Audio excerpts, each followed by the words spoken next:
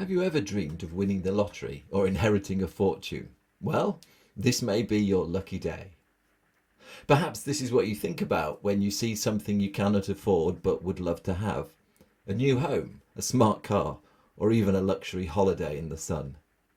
But the odds against us ever winning big are high, and unless we have wealthy relatives who are close to death, the chances of our benefiting in this way too may be equally slim. If we've ever entertained such thoughts, perhaps we should recognise them as mere pipe dreams and get on with living our lives. But having a future focus, a dream of what we would like to happen in times ahead, a plan that might take us from where we are to where we would like to be, is a good thing. It gives us hope and purpose. It gives meaning to the mundaneness of today as we look forward to better times tomorrow. And we need hope to live.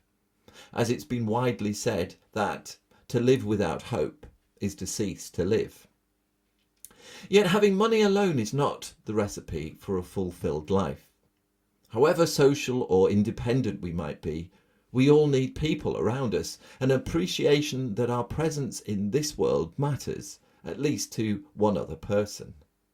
We need to belong, as belonging gives us a sense of identity and worth. So we value our families not just because of the bonds of love and affection between us, but also because they make us who we are. For the same reasons we form friendships and associate with groups of people with whom we share something we cherish in common. Now, in ancient times, the Jewish people knew that they were the beneficiaries of an inheritance. They understood that the much contested land of Israel had been given to them through their ancestors and a promise by their God.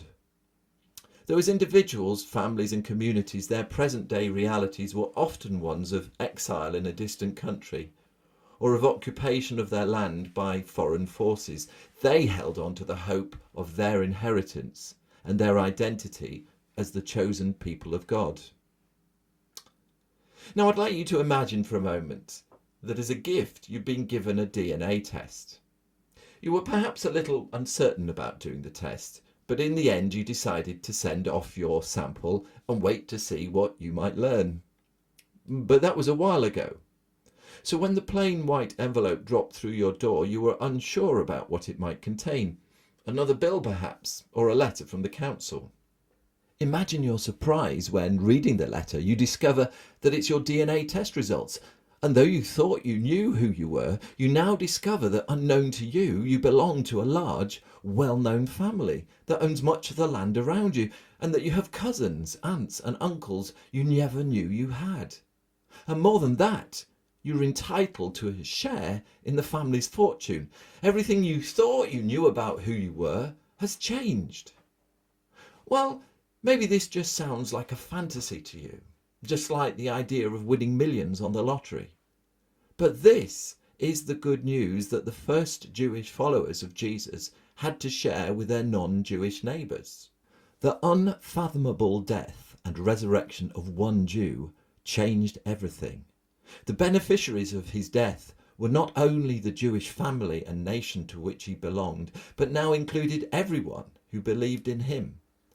The benefits, the inheritance that the Jews had enjoyed as descendants of Abraham, were now available to people of all nations.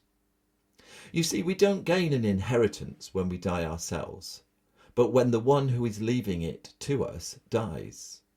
Followers of Jesus received their inheritance when he died and rose again. Because that has already happened, it's not some future dream, it is a present reality. The Apostle Paul, like the executor of a will, wrote to the community of non-Jewish believers in the ancient city of Ephesus to explain the awesome and inexplicable truth of the inheritance they had received from Jesus. We can still read this letter today because their legacy can also be ours. You see, as adopted children of God, we, like them, are accepted by him to inherit the gift of his Spirit, which can live in us. We inherit the forgiveness of our sins redeemed by the blood Jesus shed when he died. We inherit the gift of wisdom to know God's will. We inherit the promise that in the fullness of time we will stand before the face of Jesus, in holiness and love, and with all other recipients of this inheritance, and be drawn together as one for the praise of his glory. Now that is some inheritance. Perhaps you'll continue to dream of what you will do when your lottery numbers come up.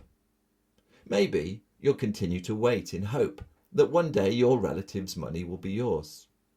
But what is certain, however, that there is a great inheritance available to you today. Be encouraged.